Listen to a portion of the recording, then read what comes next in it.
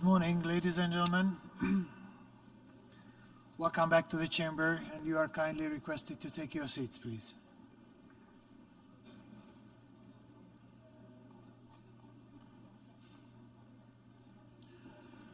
The 58th plenary meeting of the General Assembly is called to order.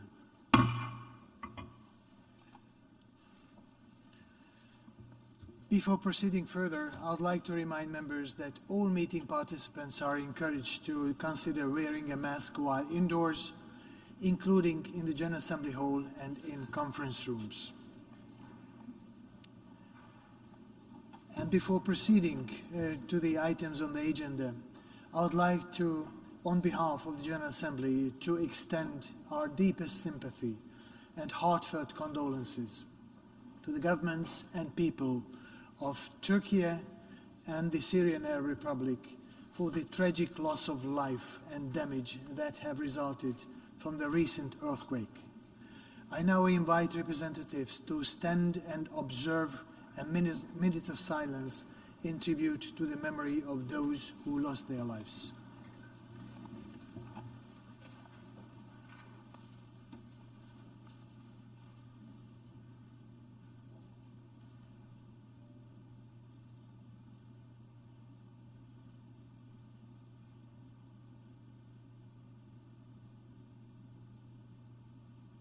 Thank you. Please be seated.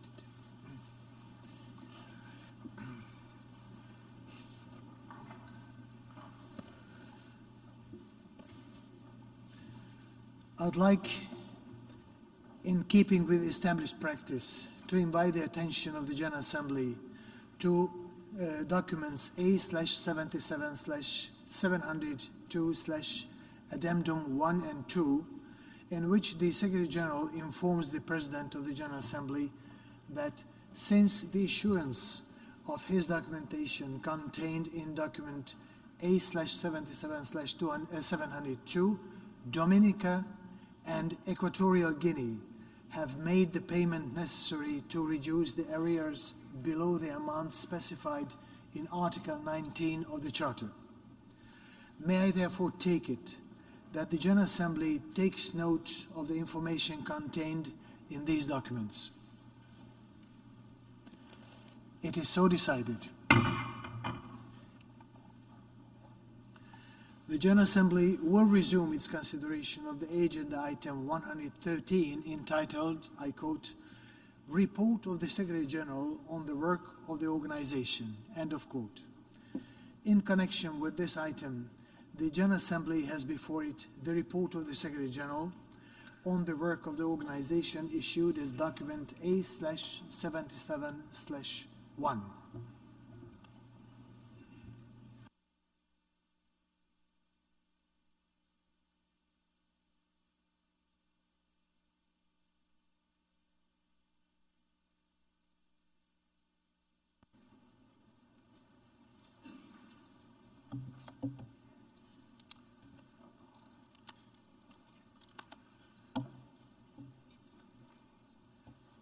Secretary General, Mr. António Guterres, Excellencies, distinguished delegates, I welcome the Secretary General's presentation of his report on the work of the organization. We are in the middle of a complex, multifaceted crisis. We are in a watershed moment of history. Business as usual approach, even with the best intentions, would not take us to the necessary solutions. We need to think and act in a crisis management mode, also seeking the ways for transformation. We have to be focused, pragmatic, impact-oriented, and assume full responsibility for all consequences of our actions or lack of actions. History will not offer the today's moment again. Any late reaction, any hesitation, any missing of the strategic focuses would come with an increased price. The focus of the report aligns coherently with the priorities we have discussed in this chamber several times, including the presentation of priorities for the work of the General Assembly outlined just weeks ago. The General Assembly has embarked on 16 negotiating processes, aiming at transformation across several of the priorities identified by the Secretary General. Chief among them are the preparations for the SDG Summit in September, the midpoint of the 2030 Agenda for Sustainable Development, and efforts to shape the Summit of the Future in 2024. Next month, we will have the landmark UN Water Conference, the first such event since 1977, and a critical opportunity to move towards proactive and sustainable water management for all. We can achieve the Paris moment of the water actions if we build our plans on real game changers. As we embarked on our efforts, let us view these processes holistically with a full understanding of how the priority areas outlined by the Secretary General are both interconnected and interrelated. Failing to pave the way for economic growth and sustainable development, as we know, will have a direct bearing on prospects for international peace and security. To achieve the desired transformative change, we will have to refresh our thinking on evaluation of the development, going beyond GDP. We will also need the evidence and methodology science can offer us to shape our decisions. Today's briefing is a reminder that all UN bodies must work in sync to bring about the transformation change expected by our 8 billion shareholders. The Veto Initiative, for example, has offered a masterclass on the importance of our work in the General Assembly and opened the door for greater collaborations and accountability across the UN system to deliver solutions. I look forward to working in partnership with the Secretary General, the Security Council, and all UN organs to advance our shared priorities and goals. I am eager to hear your views during today's debate and through the remainder of this session on ways to take proactive actions. It is now on us to manage and prevent crises, build solidarity, and pursue solutions at national, regional, and global levels, anchored in the universality of human rights that lay a solid foundation for sustainable and transformative change. The insights you offer today will shape and guide our common efforts in the years and decades to come. Thank you.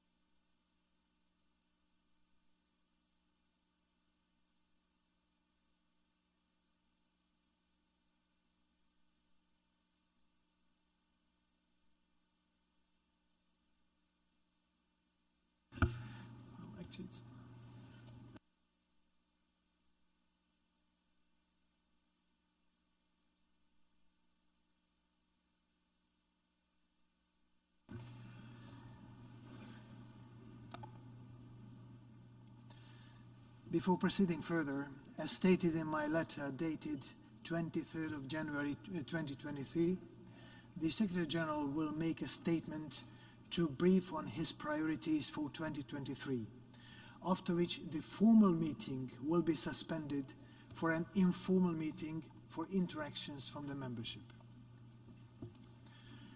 Thereafter, the formal meeting will resume for delegations to deliver statements under the agenda item 113.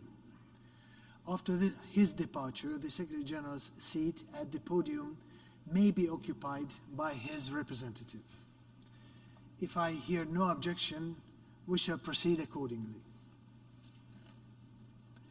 It is so decided.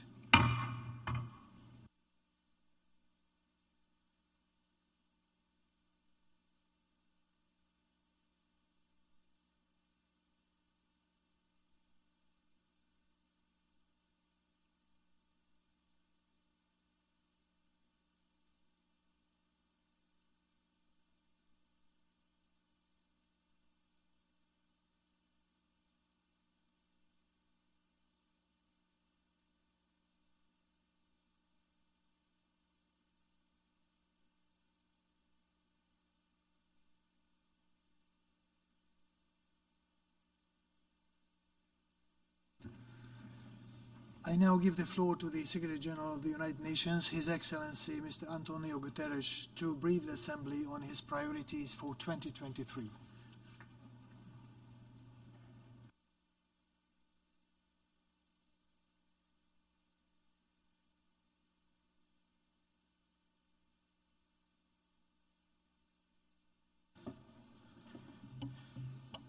Mr. President of the General Assembly, Excellencies, ladies and gentlemen, before we begin, I want to convey my deep sadness about the devastating earthquakes in Turkey and Syria. I extend my condolences to the families of the victims. The United Nations is mobilizing to support the emergency response, and so let's work together in solidarity to assist all those hit by this disaster, many of whom were already in dire need of humanitarian aid.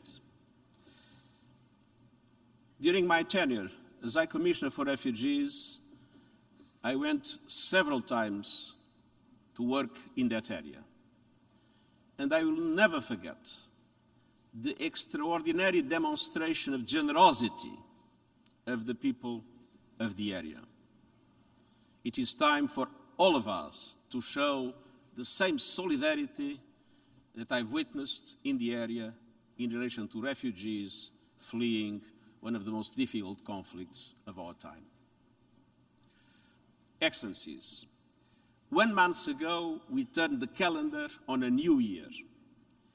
But just days ago, another clock turned, the so-called doomsday clock.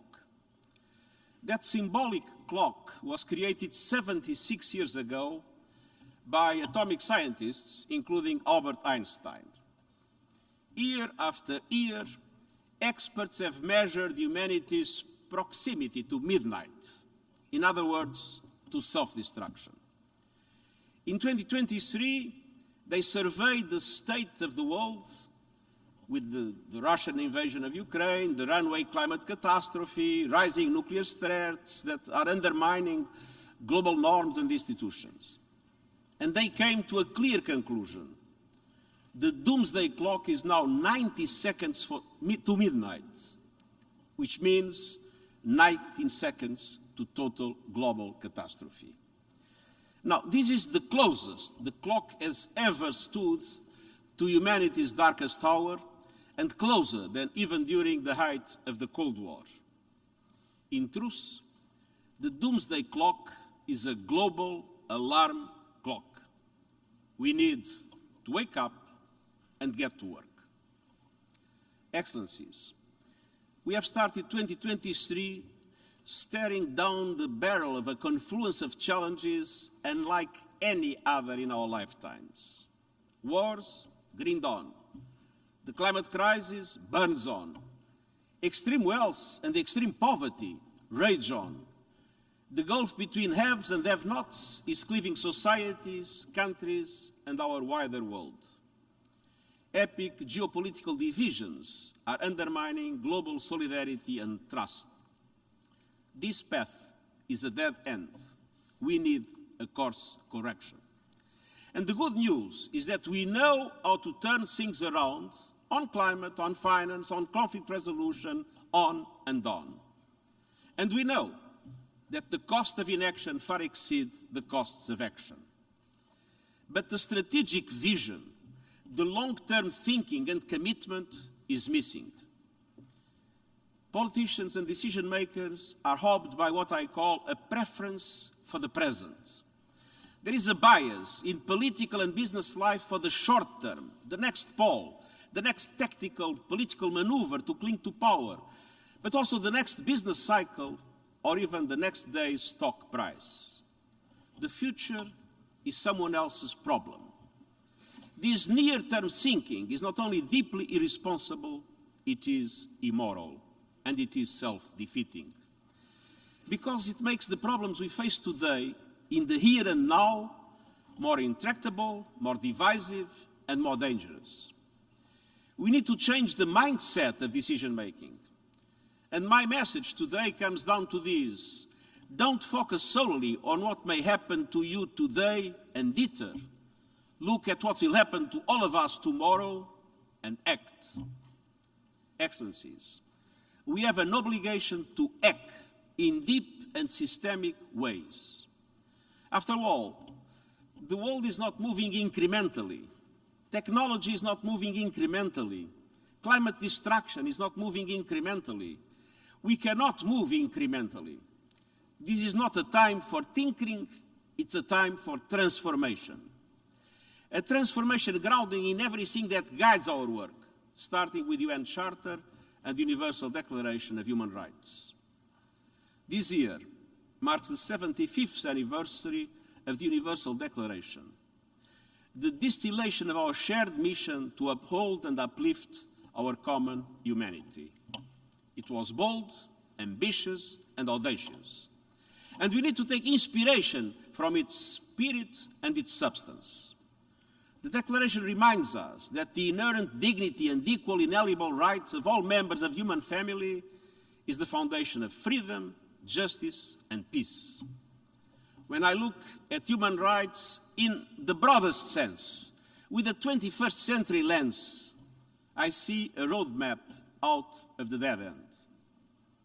Excellencies, it starts with the right to peace. The Russian invasion of Ukraine is inflicting untold suffering on the Ukrainian people with profound global implications. The prospects for peace keep diminishing.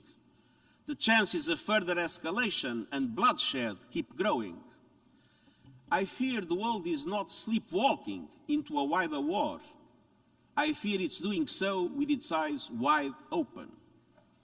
But the world needs peace, and peace in line with the United Nations Charter and international law. We must work harder for peace everywhere. In Palestine and Israel, where the two-state solution is growing more distant by the day. In Afghanistan, where the rights of women and girls are being trampled and deadly terrorist attacks continue. In the Sahel, where security is deteriorating at an alarming rate. In Myanmar, which is facing new cycles of violence and repression. In Haiti, where gang violence is holding the entire country hostage. And elsewhere around the world, for the 2 billion people who live in countries affected by conflict and humanitarian crisis. Excellencies, if every country fulfilled its obligations under the Charter, the right to peace would be guaranteed. When countries break those pledges, they create a world of insecurity for everyone. So it's time to transform our approach to peace by recommitting to the Charter, putting human rights and dignity first, with prevention at the heart. And that requires a holistic view of the peace continuum that identifies root causes and prevents the seeds of war from sprouting. One that invests in prevention to avoid conflicts in the first place, focuses on mediation, advances peace building, and includes much broader participation from women and young people. These are core elements of the proposed new agenda for peace, our plan to revitalize multilateral action for a world in transition and a new era of geostrategic competition. The new agenda for peace must seek to address all forms and domains of threats, old and new. As United Nations peacemaking marks its 75th anniversary, many of its missions are under-resourced and under attack, with no peace to keep.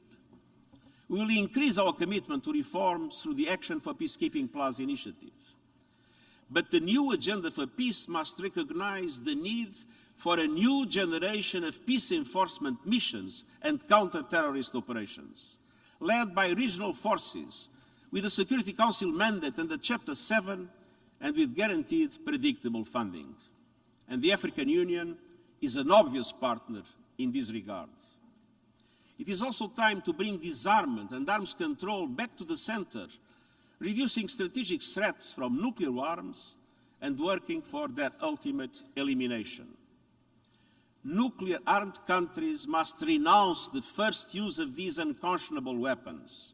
In fact, they must renounce any use, anytime, anywhere. The so-called tactical use of nuclear weapons is an absurdity. We are at the highest risk in decades of a nuclear war that could start by accident or design. And we need to end the threat posed by 13,000 nuclear weapons held in arsenals around the world. At the same time, no agenda for peace can ignore the dangers posed by new technologies. It should include such measures as international bans on cyber attacks on civilian infrastructure and internationally agreed limits on lethal autonomous weapons systems.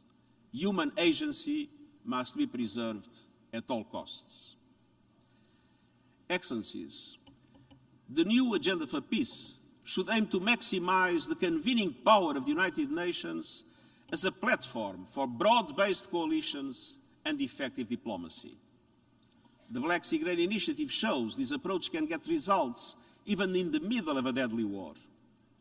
The Deputy Secretary General's recent visit to Afghanistan and their consultations in the region and beyond show that we will seek to build consensus around human rights even in the most challenging situations. And this year, let's move forward together with bold, innovative approaches so that the United Nations can better fulfill its promise to save succeeding generations from the scourge of war. Second, social and economic rights and the right to development. Let's be clear. When we see poverty and hunger on the rise around the world, when developing countries are forced to pay 5 times more in borrowing costs than advanced economies, when vulnerable middle-income countries are denied concessional funding and debt relief, when the richest 1% have captured almost half of all new wealth over the past decades, when people are hired and fired at will but lack any form of social protection, when we see all these gaping flaws and more, something is fundamentally wrong with our economic and financial system.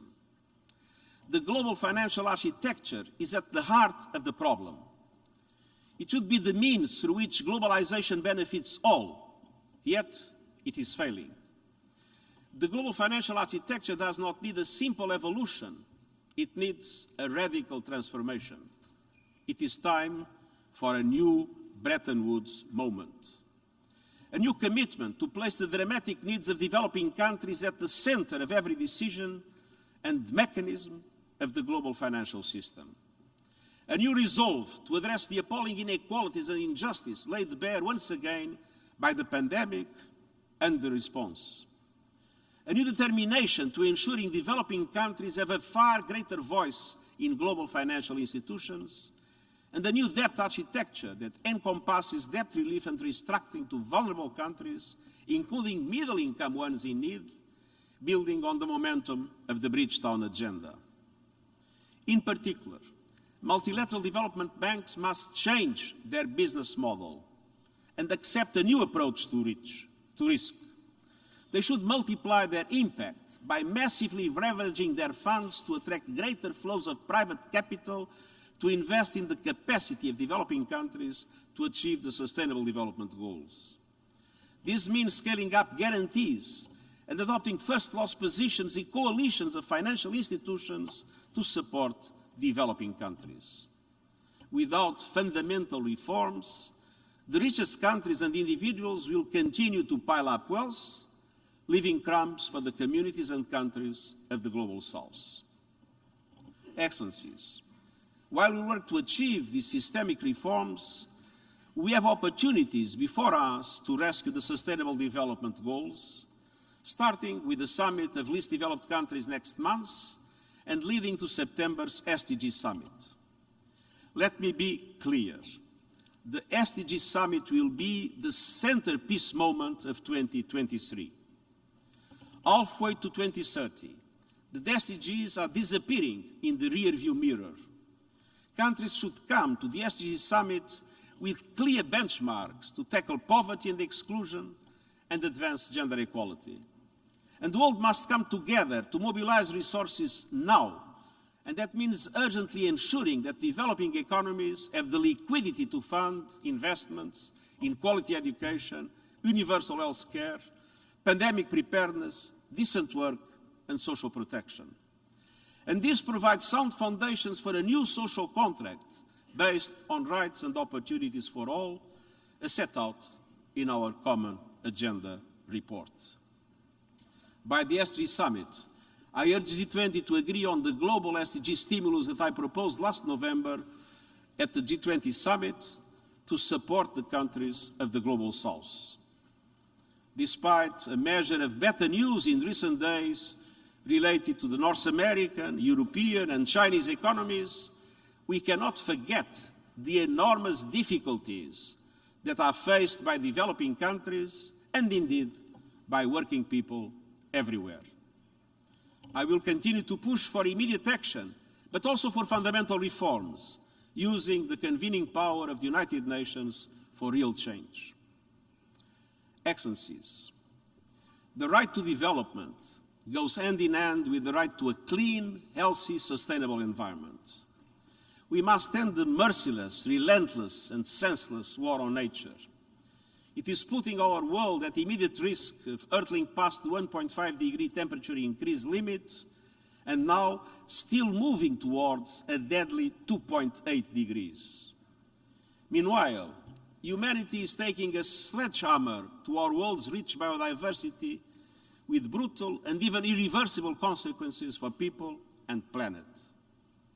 Our ocean is choked by pollution, plastics, and chemicals. And vampiric overconsumption is draining the lifeblood of our planet, water. 2023 is a year of reckoning. It must be a year of game-changing climate action. We need disruption to end the destruction. No more baby steps, no more excuses, no more greenwashing, no more bottomless greed of the fossil fuel industry and its enablers. Excellencies, we must focus on two urgent priorities: cutting emissions and achieving climate justice. Global emissions must be halved this decade, and that means far more ambitious action to cut carbon pollution by speeding up the shift from fossil fuels to renewable energy, especially in G20 countries, and decarbonizing highest emitting industrial sectors like steel, cement, shipping, and aviation. It means delivering on the just energy transition partnerships with South Africa, Indonesia, and Vietnam, and expanding on this cooperation through a climate solidarity pact, in which all big emitters make an extra effort to cut emissions, and wealthier countries mobilize financial and technical resources to support emerging economies in a common effort, a commonly planned effort to keep 1.5 alive. And it means more ambitious 2030 emission targets for businesses, investors, and cities, backed by credible and immediate action, meaning actual emissions and not fake carbon credits. By September, all businesses, cities, regions, and financial institutions that took a 2050 net zero pledge should present their transition plans with credible and ambitious targets for 2025 and 2030, aligned with the standards set by my high-level expert group. And I have a special message for fossil fuel producers and their enablers scrambling to expand production and raking in monster profits. If you cannot set a credible course for net zero, with 2025 and 2030 targets covering all your operations, you should not be in business. Your core product is our core problem.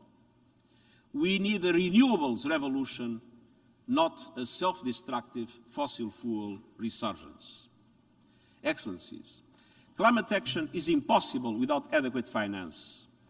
Developed countries know that they must do, at minimum, deliver on the commitments made at the latest COP, make good on $100 billion promised to developing countries, finish the job and deliver on the loss and damage fund agreed in Sharm el-Sheikh, double adaptation funding, replenish the Green Climate Fund by COP28, advance plans for early warning systems to protect every person on Earth within 5 years, and stop subsidizing fossil fuels and pivot investments to renewables. Excellencies, in September I will convene a climate ambition summit on our pathway to COP28 in December. The invitation is open to any leader in government, business or civil society, but it comes with a condition. Show us accelerated action in this decade and renewed ambitious net zero plans, or please don't show up.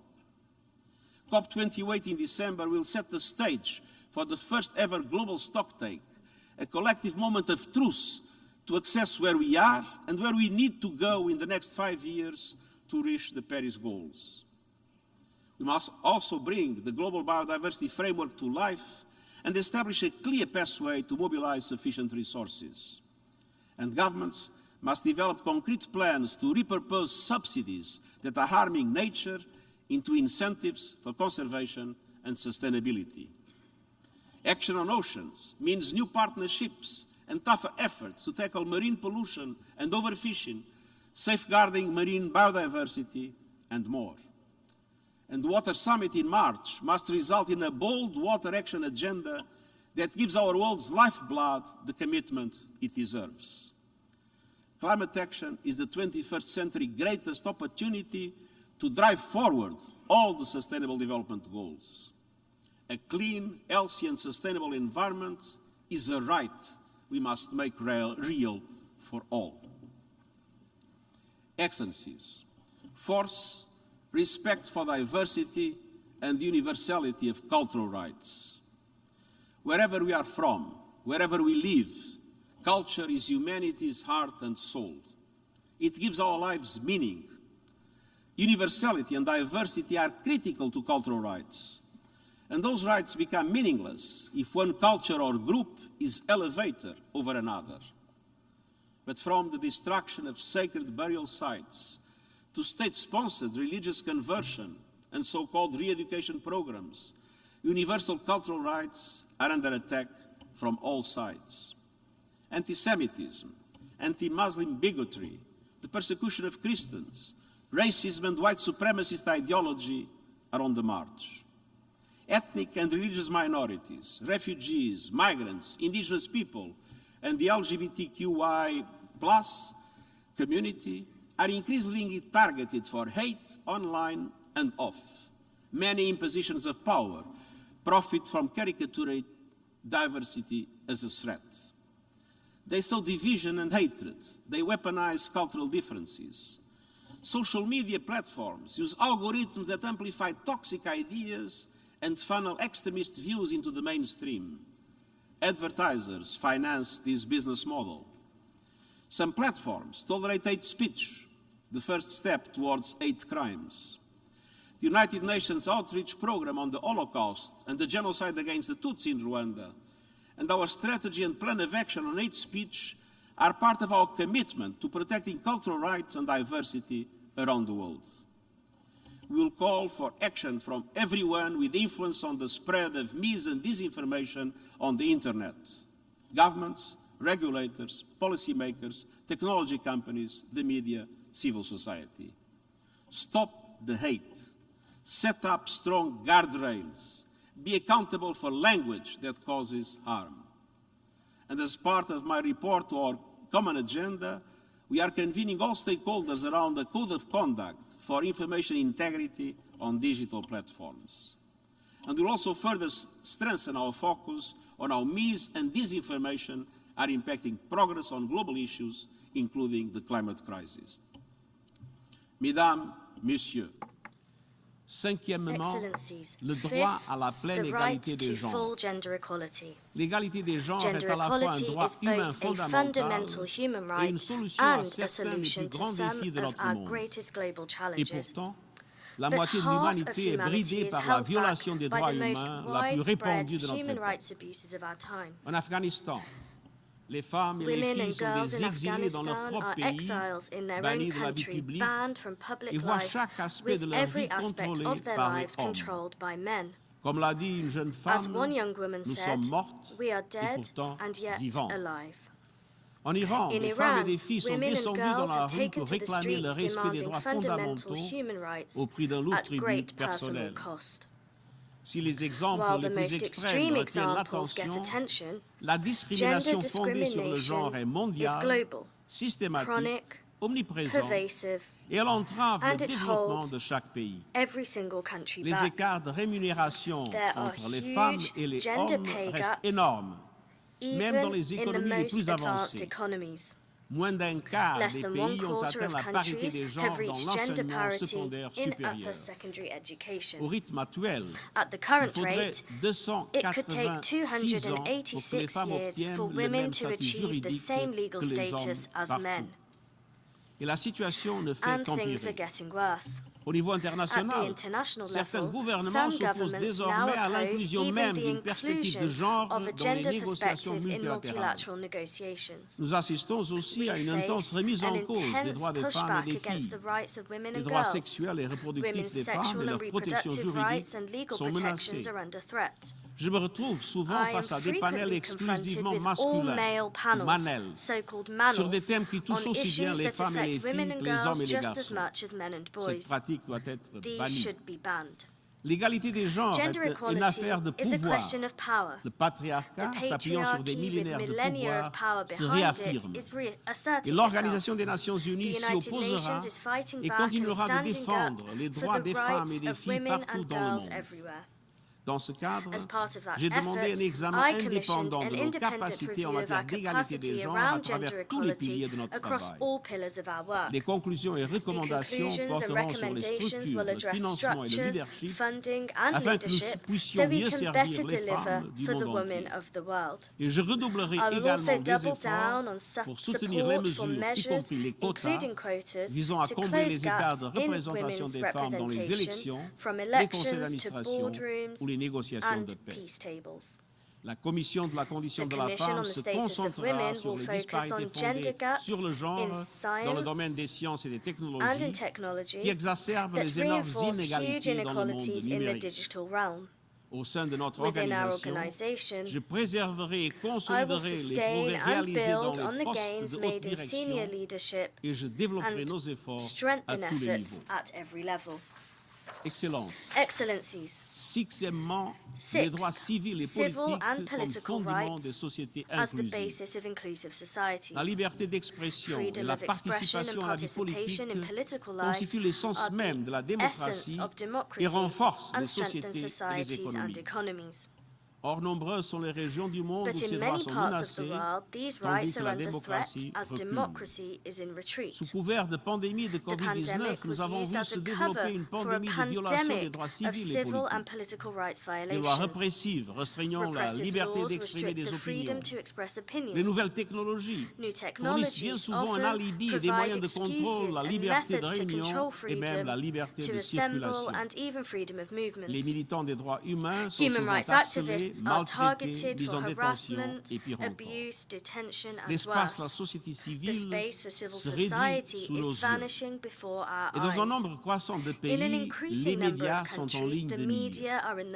L'année dernière, le nombre de journalistes Last et de year, the number professionnels of des médias journalists and tués media a grimpé de workers killed 50%. skyrocketed by Beaucoup d'autres 50%.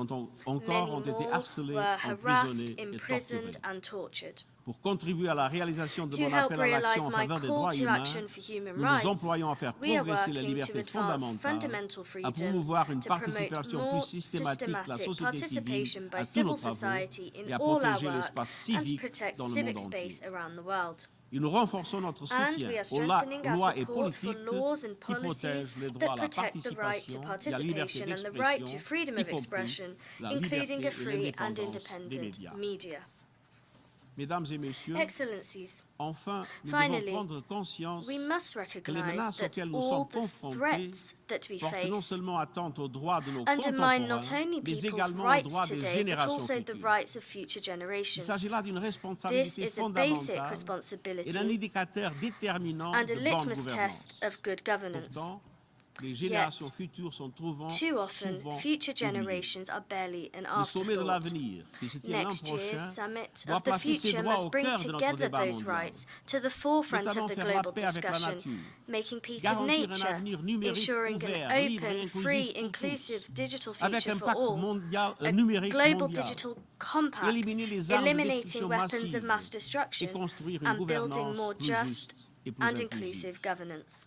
Et qui de mieux placé There que is les jeunes no greater pour défendre constituency cet avenir, to champion le that nouveau bureau future des than Nations young Unies pour la people, jeunesse qui sera and opérationnel the cette new année UN Youth nous Office that permettra will be up d'accroître and running nos this year efforts en is cette designed matière. to strengthen our work. Ce sera également occasion de renforcer These l'action efforts are also an mondiale opportunity et de to bâtir bolster une global organisation des action Nations and Unies build a prête United pour une Nations nouvelle fit ère, for a new une era, ONU plus créative, ever more diverse, creative, multilingue et plus diverse, proche des personnes que nous multilingual, and servons. closer to the people we serve. Je me réjouis de I look pouvoir lundi forward prochain to informer l'Assemblée générale plus en briefing the détail General sur notre Assembly programme more commun. fully on our common agenda next Monday. Excellencies, As we look to priorities for this year, a rights-rooted approach is central to achieving our ultimate priority, a safer, more peaceful, more sustainable world.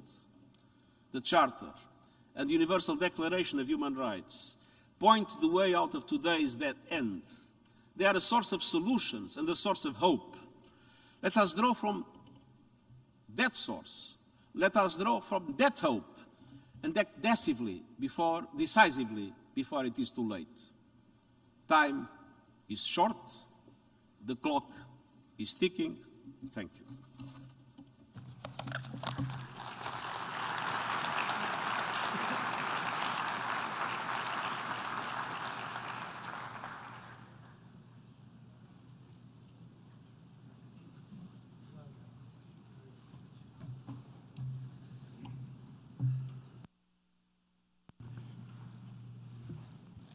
I thank the Secretary General of the United Nations for his briefing.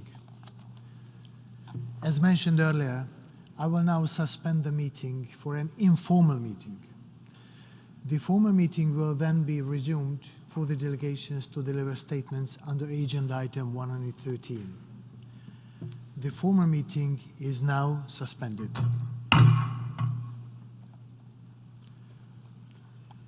I call to order this informal meeting on the priorities of the Secretary General of the United Nations for 2023. This meeting will not have a pre-established list of speakers.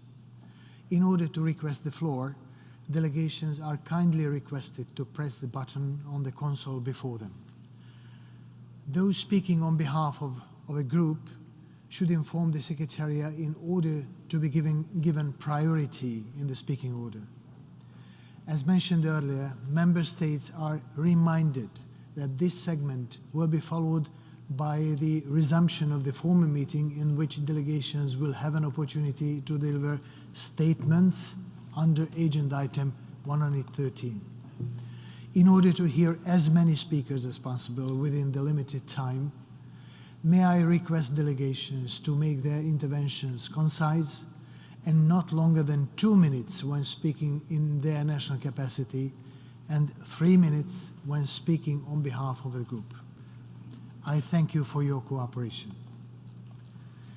Now I give the floor to the distinguished representative of Cuba, speaking on behalf of the group of 77 in China. Gracias, señor presidente. Thank you, sir. Tengo el honor de realizar esta It is my intervención honor to deliver en the nombre del statement Grupo de los on behalf 77 of the Group of Machina. 77 in China. La versión completa de esta declaración complete version of será the statement circulada posteriormente. will subsequently Para be empezar, submitted. quisiera agradecer al At the secretario outset, general I would like to por thank señalar the sus Secretary prioridades General para for 2023. indicating his priorities Las for palabras 2023. pronunciadas por el secretario general The remarks demuestran delivered que by las the Secretary Naciones General Unidas son demonstrate hoy más importantes that the que United nunca. Nations is today more important than ever. Los efectos de la pandemia de la The COVID-19 effects of the aún COVID-19 permanecen pandemic aquí. are still here. Aunque parece haber signos While de it appears to recuperación be progresiva signs of en las progressive recovery in economías the industrialized industrializadas y un economies regreso and a a la return to normal normalidad life en in estas these naciones, nations, el hemisferio appears to be sur taking place, sigue fuertemente the global afectado. south remains heavily Sin hacer impacted. una larga lista, Without nuestros países making an continúan exhaustive sufriendo la list, escasez our de countries are still suministros suffering médicos, from the shortage of medical incluidas las vacunas supplies, contra la including COVID-19. COVID-19 Los vaccines. efectos de la crisis financiera y de The huge endeudamiento financial and debt desencadenadas por la pandemia, distress unleashed by the un pandemic, orden económico internacional increasingly cada vez más desequilibrado, imbalanced la subida de international los economic world precios order, de los an alimentos increase in food y la brecha prices, tecnológica and the que repercute technological en el gap, acceso a una all educación of de which calidad impact y access a to sistemas quality sanitarios education and sustainable sostenibles. health systems.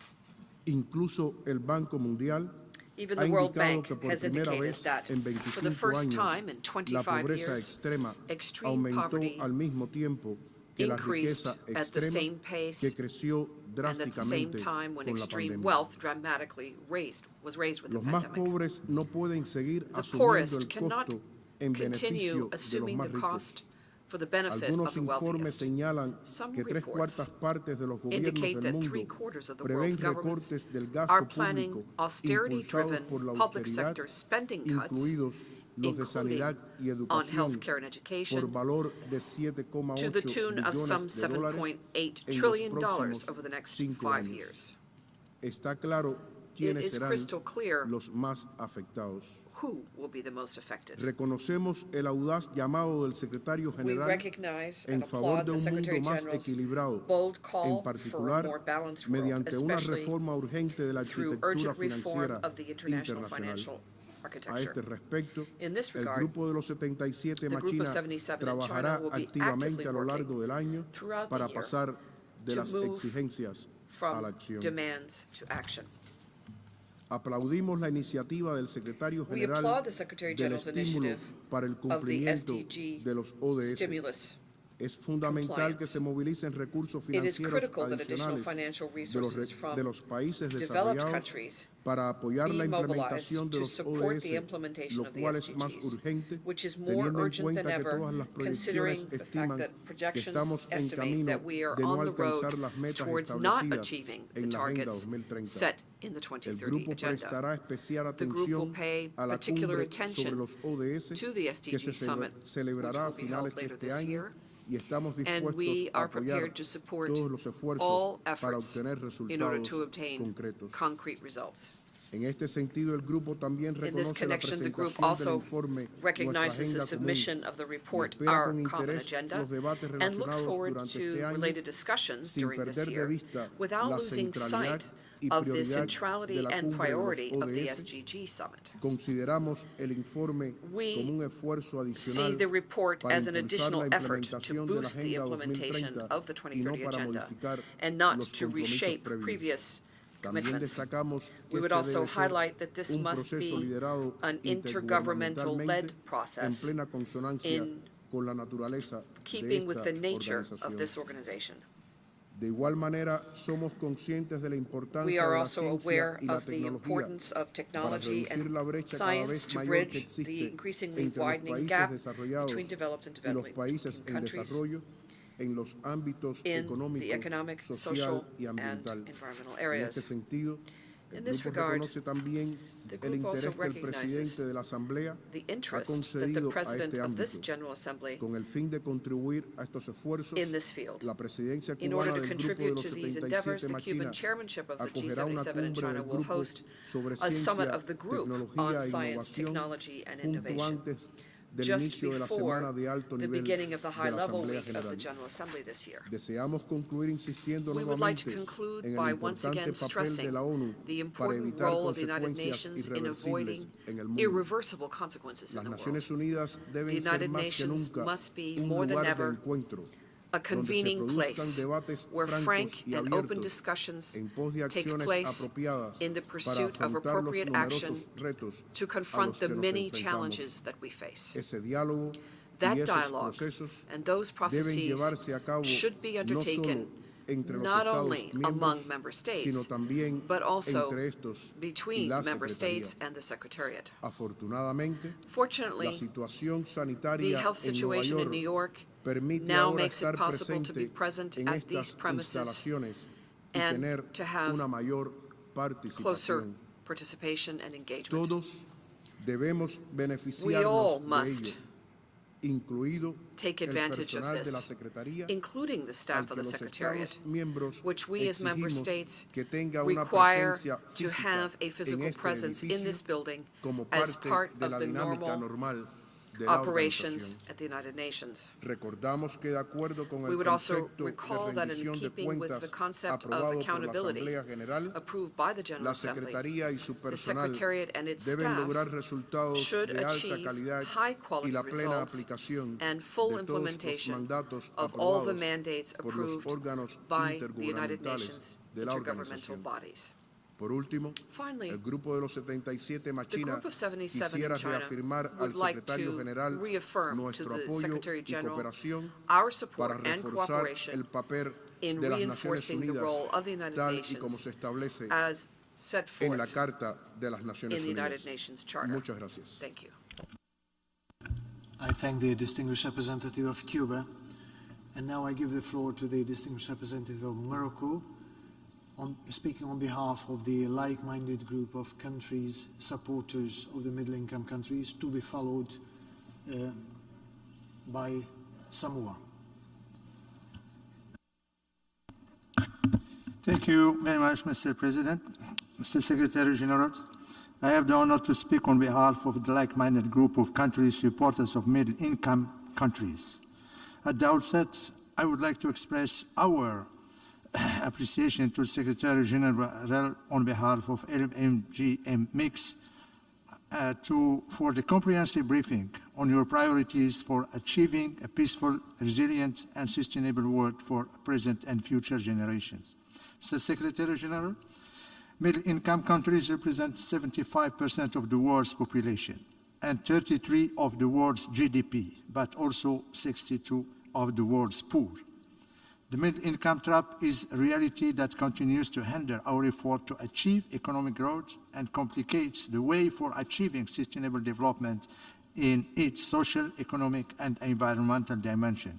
In this regard, we believe that a comprehensive and fair SDG stimulus package for the Global South cannot be complete without including our countries. Allow me to stress our two specific points, which are at the top of our group's priority. First, going beyond GDP. The discussion around this topic has matured in terms of necessity and relevance. It is time now to move toward practical steps. We sincerely thank Mr. Secretary General for bringing this key priority among the key recommendations of our common agenda. Our group is looking forward to the policy brief being prepared by the Secretary General to inform the upcoming consultation track on this issue. It is critical that the policy brief indicates the potential of applying multidimensional criteria, not only to measure progress towards sustainable development, but also to inform access to concessional and non-concessional finance, technical cooperation, and capacity building for all development countries beyond their categorizations.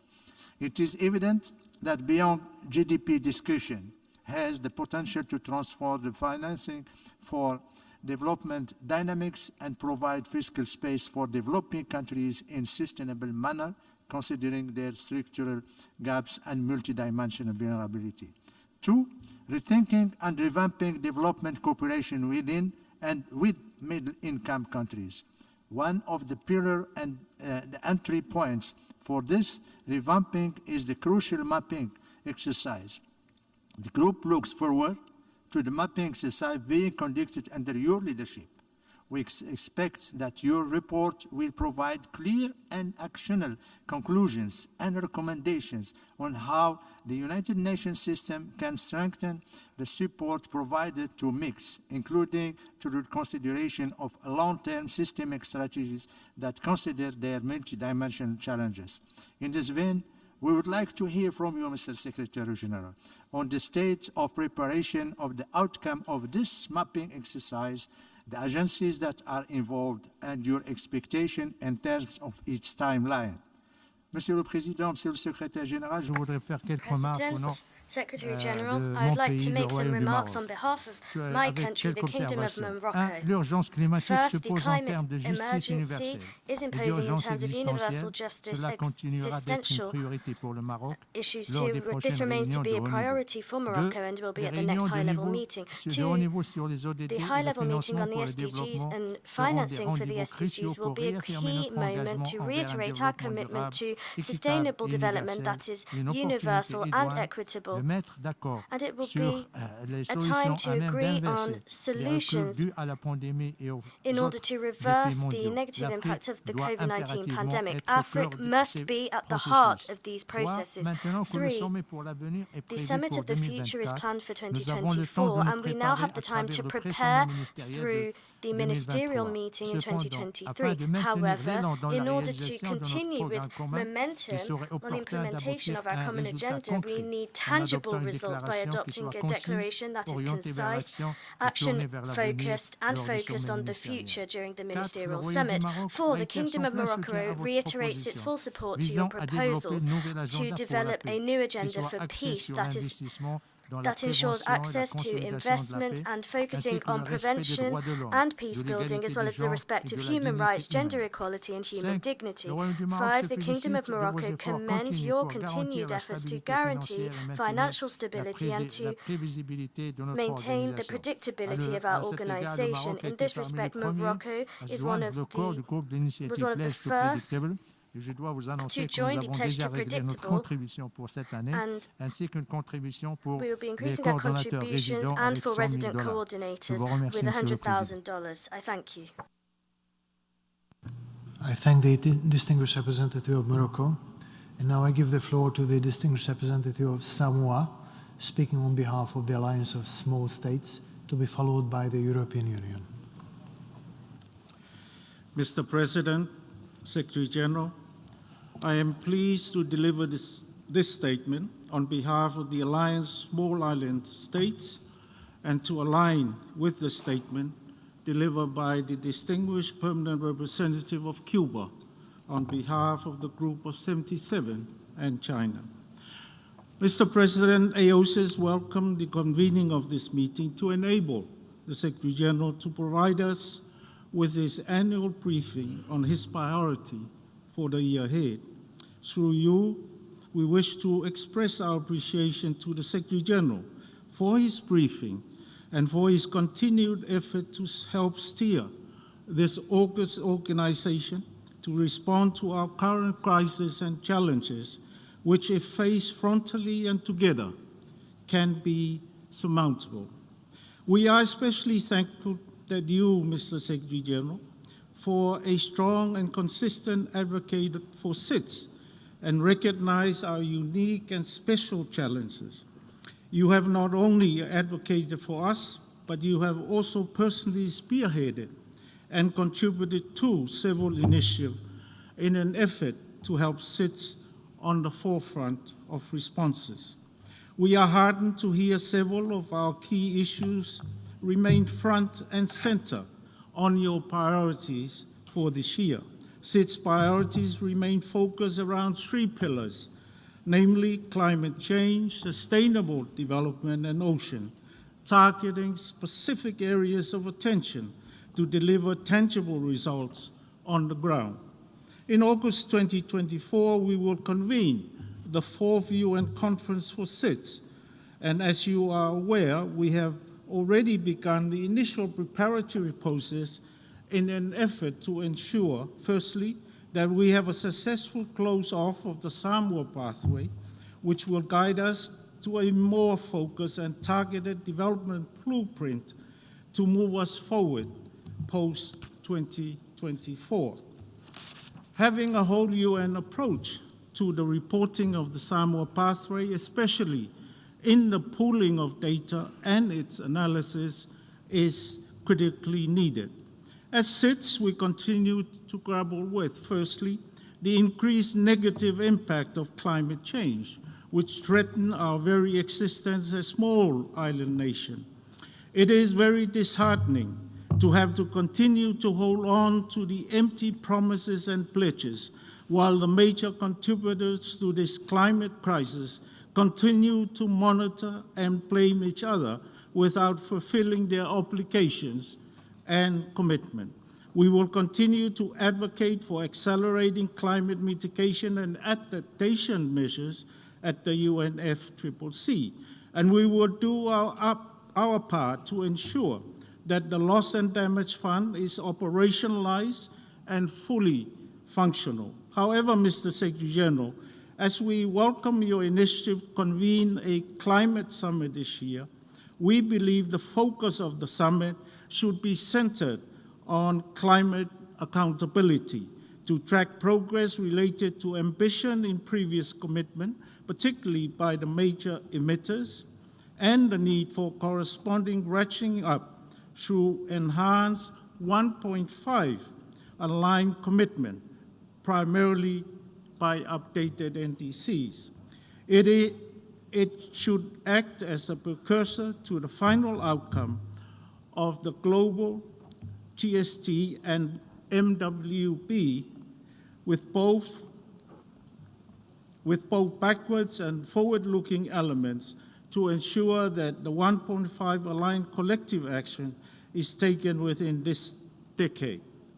Secondly, the high indebtedness and the negative impact on external economic and financial shock on our economies, especially the tremendous fallout from the COVID-19 pandemic. We look forward to the findings and recommendation of the high-level panel on the Multidimensional Vulnerability Index for SIT.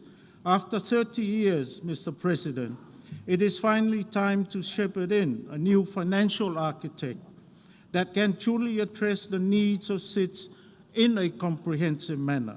We also believe that there is enough evidence that financial institutions need to be overhauled in order to properly support countries in need and not put them in further decline and stress. Here, Mr. Secretary General, we hope you will utilize your convening power to address this with the international financial institutions and multilateral development banks. And finally, the need to protect and manage our oceans, which is our lifeblood as small island states. We would therefore focus our attention on the PPNJ process and the global treaty to end plastic pollution.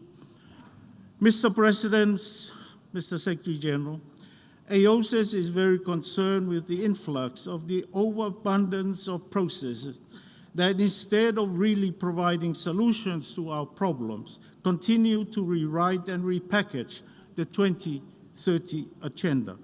We are concerned that come 2030, if we continue along this trajectory, we would have double and triple the divide instead of narrowing it. In addition, continuing to highlight all our problems without allocating the means of implementation will get us nowhere.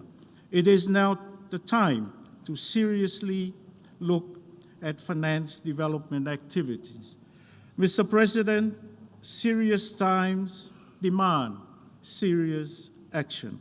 Please be assured that AOSIS remain committed to do our part in making the development process that is sustainable and beneficial for all. We believe at the end of the day, if any one of us fail, we would all have failed. Thank you. I thank the distinguished representative of Samoa, and now I give the floor to the distinguished representative of the European Union, to be followed by Egypt. Thank you, Mr. President, Mr. Secretary General, and distinguished colleagues. Let me start by expressing the EU's solidarity with all those who have lost loved ones in the devastating earthquakes that struck Turkey and Syria this morning.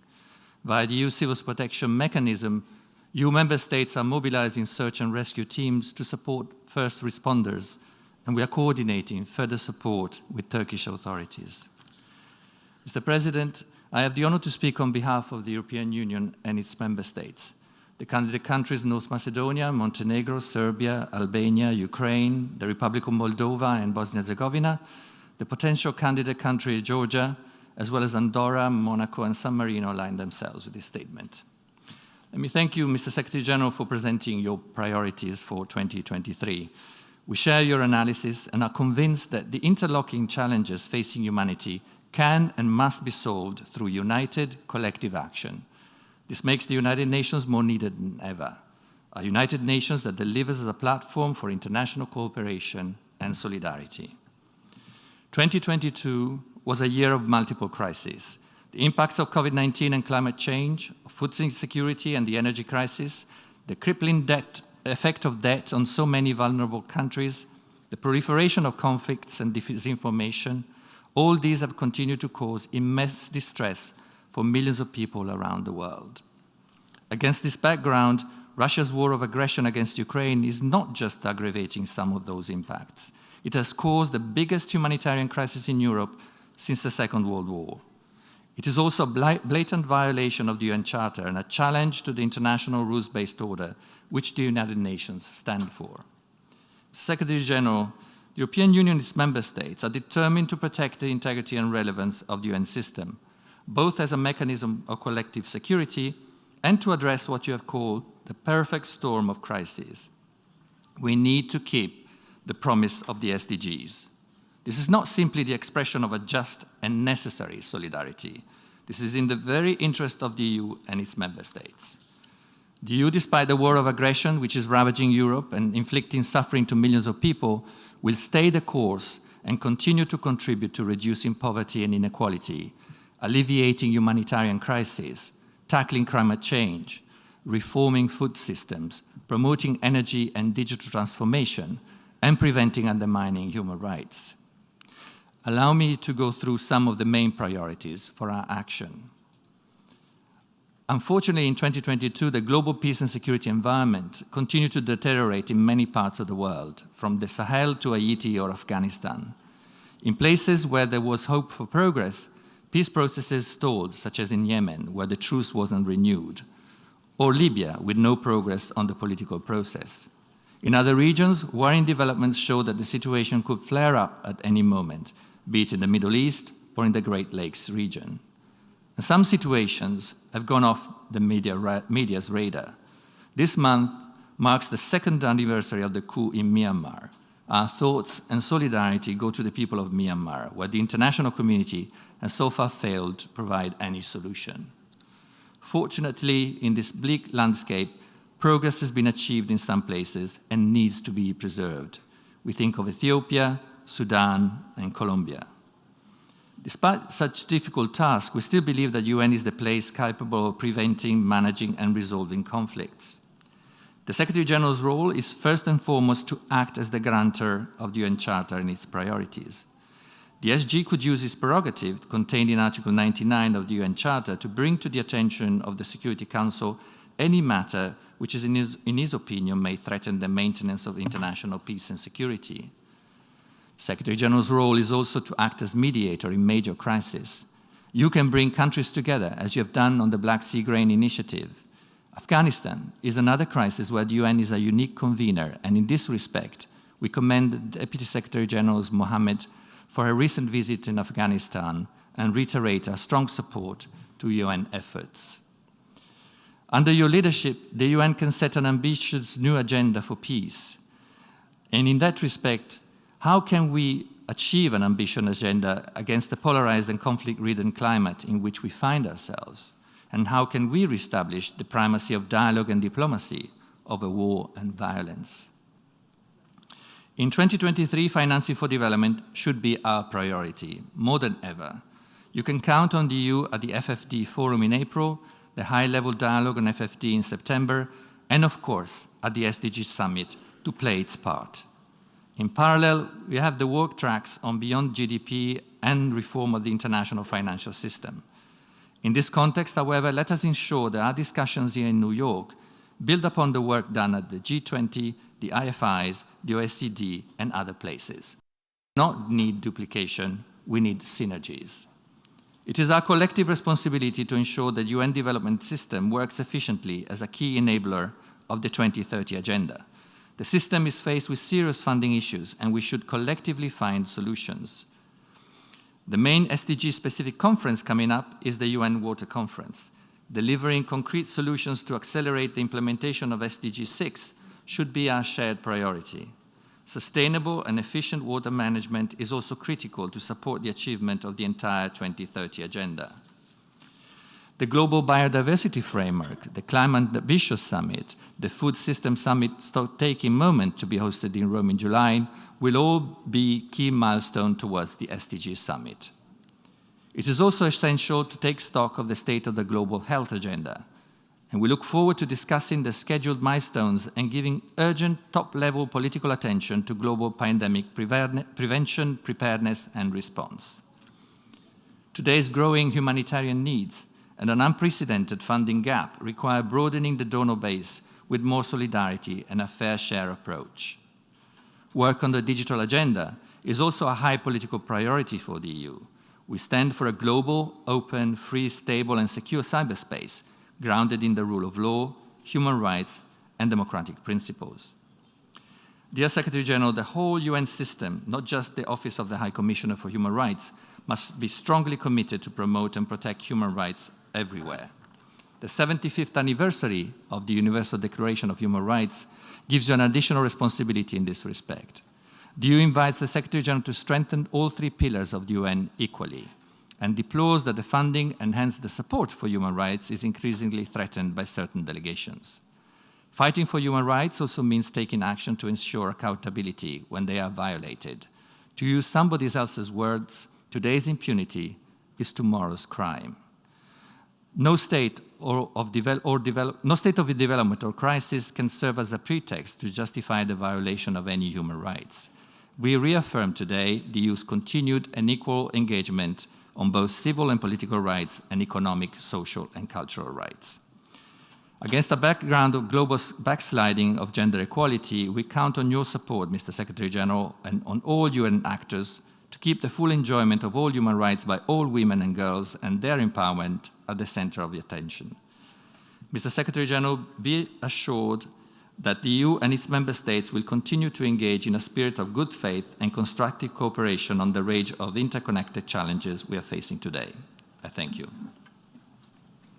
I thank the distinguished representative of the European Union, and now I give the floor to the distinguished representative of Egypt, followed by Denmark.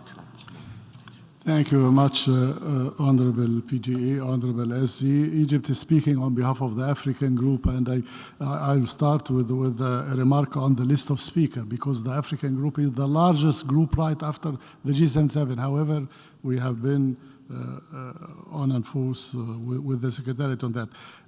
The African group aligns itself with the statement delivered by Cuba on behalf of the G77 and China. Honorable President, the African group extends its appreciation to the Secretary General for presenting his succinct and focused presentation on his priorities for 2023 and the actions required to further enhance the United Nations impact across the globe.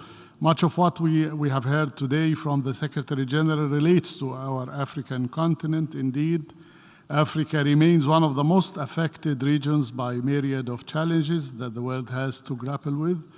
The economic impacts of the pandemic are still felt in many parts of the continent, and even the bigger African economies are yet to fully recover. In addition, the current global energy and food crises have taken their toll on African countries, with unprecedented hikes in food and energy prices exacerbating an already fragile continent ravaged by the negative impact of climate change. In Africa, 1 of every 5 persons face the threat of hunger, and the continent remains a net food importer at an annual cost of 43 billion US dollars. Mr. President, climate change remains the most existential threat facing humankind and the most daunting of the challenges we have to overcome. Africa is undoubtedly at the heart of this challenge, with climate change's most devastating impacts hitting most regions of the continent. And despite being the most affected by the impacts of the climate crisis while contributing the least to its causes, Africa exerts the effort to ensure its fair share in this collective global push against climate change. In this regard, Mr. President, the African Group lends its voice in calling for an accelerated response to the ongoing climate threat, especially in Africa, based on the full implementation of the commitments and agreement under the UNFCCC, and based on the principles and objectives of the Convention. COP27, held in Egypt late last year, was a historic moment in our efforts to address climate change, adapt to its impact, and redress the loss and damage it leaves behind. It is only pertinent that an achievement such as the establishment of the first loss and damage fund should happen on African soil. And we call upon all member states and all actors to expedite the necessary step to put this fund into full operation. In this context, the African Group emphasized the importance of building on the results of the COP27 through this year in the lead to COP28 in December in United Arab Emirates. Mr. President, it is crucial to maintain the momentum of international collective action and development cooperation. The significant decrease in the resources available for development is worrying. We highlight that reducing funding for development will have severe irreparable consequences on developing countries. The African Group considers that promoting inclusive and effective international tax cooperation remains a critical prerequisite to the achievement of the SDGs, since it enables developing countries to effectively mobilize their domestic resources. The current international tax governance structure requires considerable improvement. It has generated inequalities between rich and developing countries and between multinational and small businesses. The African Group welcomes the Secretary General's support to developing a UN Convention on Tax and looks forward to the launching of a process to implement the resolution promotion of inclusive and effective international tax cooperation at the United Nations. Moreover, the debt problem currently facing developing countries, many of which are African, is one of the most glaring repercussions of the successive global crises of the past few years. This is also aggravated by the inability of international financial institutions to tackle the unprecedented economic challenges. Facing the current debt crisis requires making more radical reforms. It is also essential to reform the international financial architecture as elaborated by the SG to ensure the meaningful participation of developing countries in the international economic and financial decision making. In this vein, the African Group commends the call by the Secretary General to urgently reform the global financial architecture. We also applaud the SG's initiative for an SG stimulus. Mr. President, a busy year lies ahead of us with more than 16 different processes that tackle all forms of global collective action in all fields. The outcomes of these processes will complement and further enhance the SG's vision for a more vibrant and fit-for-purpose UN system.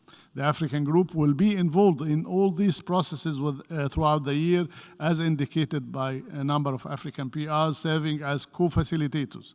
We further reiterate the importance of preserving the intergovernmental and country-driven nature of these processes while being inclusive and comprehensive. Finally, I would like to emphasize that the African Group remains committed fully to supporting the SGs and his efforts in reinforcing and enhancing the role of the United Nations here at the headquarters in Africa and worldwide. I do thank you, Honorable President, in my national capacity, very telegraphically, pretty much supportive to all the lines of actions proposed by the SG. We agree totally with his priorities and his diagnosis. We're pretty much enthusiastic and excited about the new agenda for peace. It fits Africa perfectly. We have engaged into the discussions with the different USGs on that. We're as well enthusiastic about the call to reform the MDBs and the international financial institutions, new Bretton Woods moment, truly as elaborated and as called for by the SG. The climate, we're proud of the successes of the COP27. We did not regress in mitigation. We have restored the stability of the whole system by giving due attention to the loss and damage. We joined the SG in his call to operationalize the loss and damage fund. This is what I wanted to say in brief. Thank you very much, Honorable President. I thank the distinguished representative of Egypt, and now I give the floor to the distinguished representative of Denmark, speaking on behalf of Nordic countries, followed by Indonesia. Mr. President, Mr. Secretary General, Excellencies, colleagues, I have the honor to deliver these remarks on behalf of the Nordic countries, Finland, Iceland, Norway, Sweden, and then of course my own country, Denmark. At the outset, I want to say that we join others in expressing our condolences and ensuring our solidarity with the people of Turkey and Syria following the devastating earthquakes. Thank you, Mr. Secretary General, for your sobering analysis of the state of the world and for outlining your priorities for the coming years. We share your analysis and we agree with the sense of urgency in addressing it. Now, the year we left behind was a consequential one. The world was witness to Russia's brutal attack on Ukraine, on the UN Charter, and on multilateralism itself. Russia's invasion was and is a grave violation of international law, and as a global community, we must defend the rule of law and ensure accountability. This applies to all violations everywhere. Now, the war in Ukraine has had far-reaching global consequences, and we've seen a food, energy, debt, and cost of living crisis. I want to say here that we commend very much the efforts of the Secretary General, the Global Crisis Response Group, and in fact the entire UN system in your efforts to address these effects. As you mentioned, Secretary General, 2023 will be a crucial year, in our view also to reinvigorate multilateralism and to deliver on our commitments. The main focus, the centerpiece, this year will be the SDG Summit and the series of high-level meetings focused on delivering the SDGs. It is crucial that we demonstrate renewed commitment and put in place comprehensive policies to ensure that we leave no one behind. We need to deliver. Now, a successful SDG Summit is critical also as we consider and prepare for the Summit of the Future next year. In our view, the 2030 agenda and our common agenda are twin agendas. I mean, they are mutually reinforcing, they are interdependent. We need an SDG Summit to take stock, to re-energize and scale up both and the speed of action and identify gaps. And we need a Summit of the Future to address these challenges that stand in the way of the full attainment of the SDGs, to address new and growing challenges to better manage global commons. Mr. Secretary General, Mr. President, a central promise of the 2030 agenda is to leave no one behind. And the LDC 5 conference in Qatar next month will be a critically important opportunity to confirm our political commitment to addressing the unique challenges faced by the least developed countries. 2023 will also see the first UN Water Conference in 46 years, and it marks an opportunity for action that cannot be missed. This is the moment to galvanize action and political will to ensure a water-secure future for all. Now, in our view, in order to ensure the success of both the 2030 agenda and our common agenda, we cannot alone do it with states. It is critical to ensure the meaningful inclusion of non-state actors, including civil society and the private sector, as well as the meaningful participation of women and youth and marginalized groups. Mr. President, there is no development without peace and no peace without development. And as the Secretary General has outlined, we must prioritize conflict prevention and sustaining peace. And the new agenda for peace will be critical to effectively and comprehensively address the complex and interdependent challenges to peace and security, such as the effects of climate change and non-traditional security threats emanating from technological innovation. We need to update and enhance a comprehensive UN approach for conflict prevention and peace building. In this respect, we also need to leverage the full potential of the Peace-Building Commission by enhancing its advisory role, making it even more result-oriented and transparent, and strengthening its cooperation with other UN entities and civil society organizations. And we need to increase peace-building financing, make it predictable, adequate, and sustainable. Colleagues, UN reform and implementation of the QCPR will be essential to achieve all of these goals. The UN must work in an efficient and result-oriented manner, focused also on the nexus across the pillars of development, peace and security, humanitarian issues, and human rights. And as the Secretary General, 2023 also marks the 75th anniversary of the Universal Declaration of Human Rights, and we must all commit to continue to strengthen the promotion and protection of human rights across the UN system. Last year, we saw progress for the planet with the adoption of the new post-2020 framework for biodiversity and the start of negotiations for an international plastic treaty. But meanwhile, we remain deeply concerned about the growing greenhouse gas emission gap. We urgently need increased climate ambition and climate action. And we would like to thank the Secretary General for his powerful messages also here today on these issues, and we look forward to the Climate Ambition Summit in September. As always, the Nordic countries stand ready to engage actively across the UN's agenda and constructively on all of these issues. It's time to deliver. Thank you. I thank the distinguished representative of Denmark, and now I give the floor to the distinguished representative of Indonesia, speaking on behalf of ASEAN, followed by Guatemala. Mr. President, Secretary General, I have the honor to speak on behalf of ASEAN. ASEAN joins others in expressing its deepest condolences and sympathies for the devastating earthquake in Turkey and Syria. ASEAN thanks the Secretary General for his comprehensive presentation on the current global situation and the UN strategic vision for 2023. ASEAN shares your analysis, Secretary General, and fully recognizes the centrality of the strategic vision to drive actions and choices. ASEAN supports the United Nations in setting the foundation and the right strategic vision for us to ensure a peaceful and prosperous future. This has been the approach of ASEAN in the region. Allow me to, in this context, to share ASEAN's experience in setting a solid foundation for the strategic vision of Southeast Asia region. We call this the ASEAN way. First, the importance of the spirit of consensus.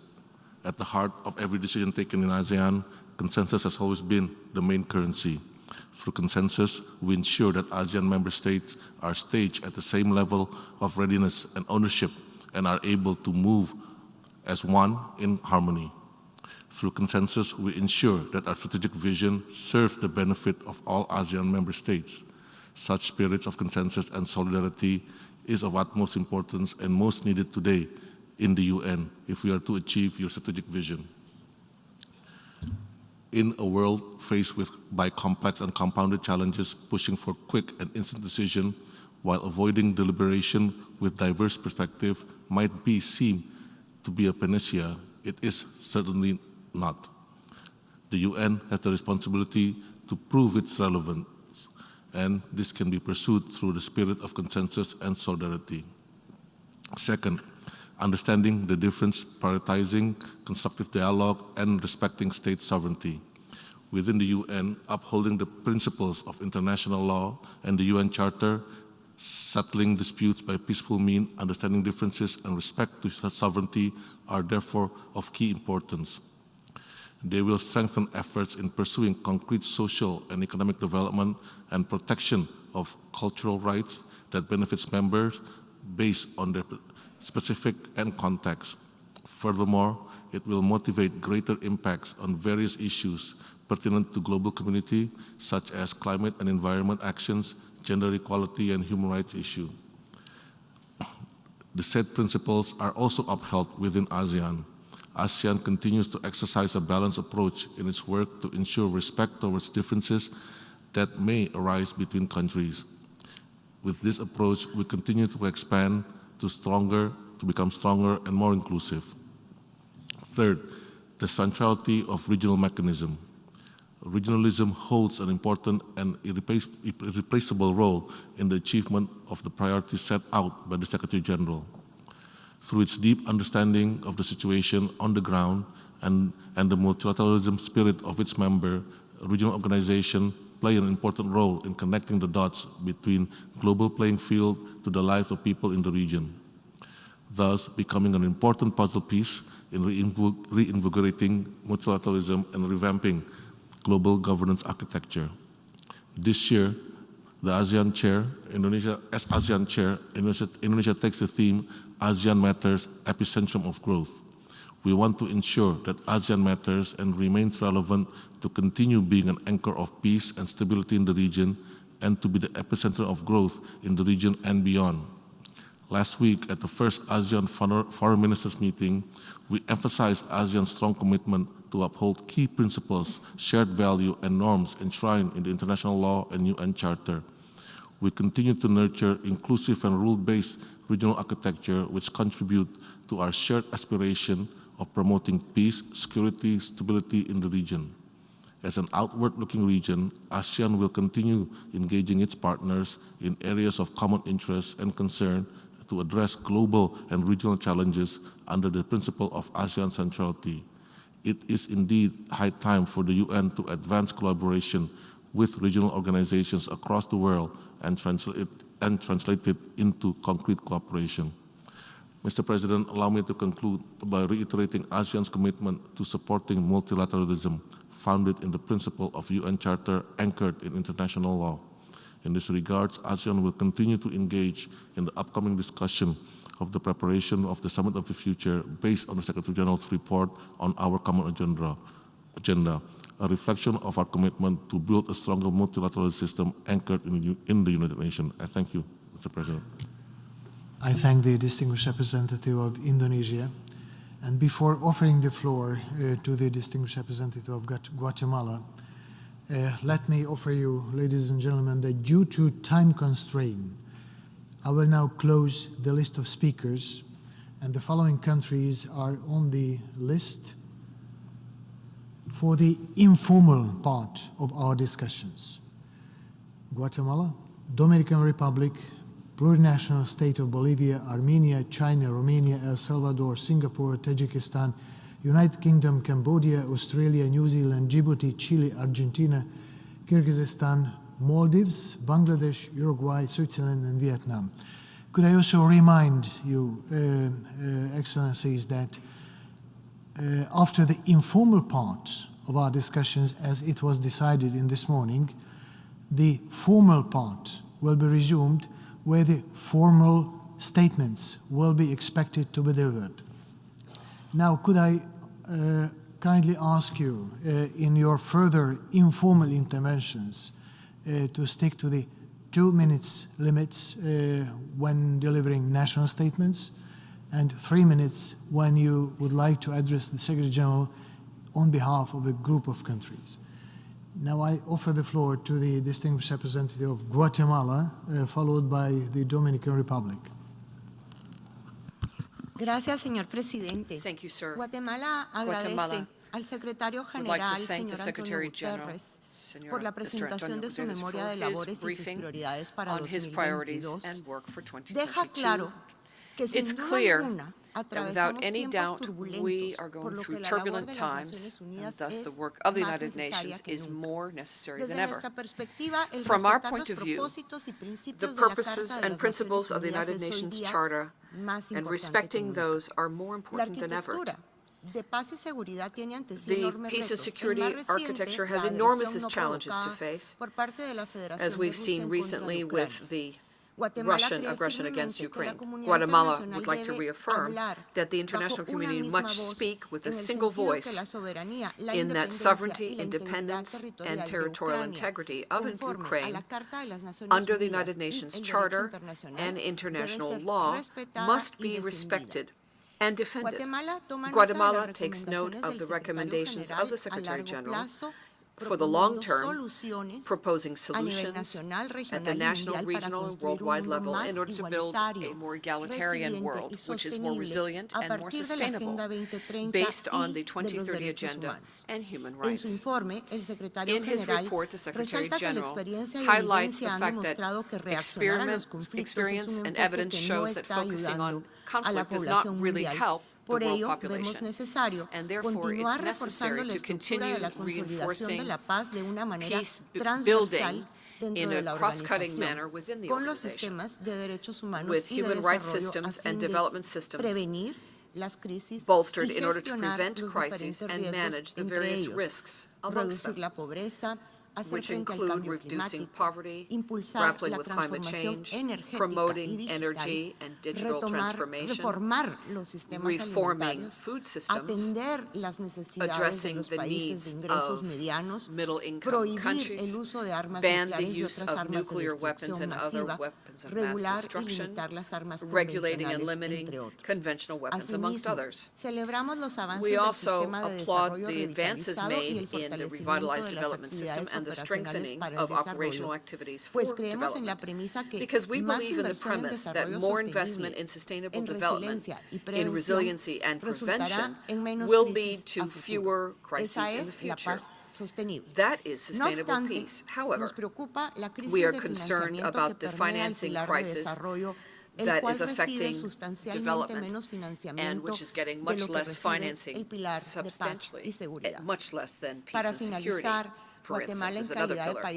Guatemala, as a contributing country of troops, recognizes the efforts of the Secretary General to prevent, manage, and resolve conflicts and to promote sustainable peace, specifically through the work of the 38 special political missions and through the 12 peacekeeping missions. From our point of view, it's necessary to continue with all of these efforts in order to have a peace and security system in place which is revitalized,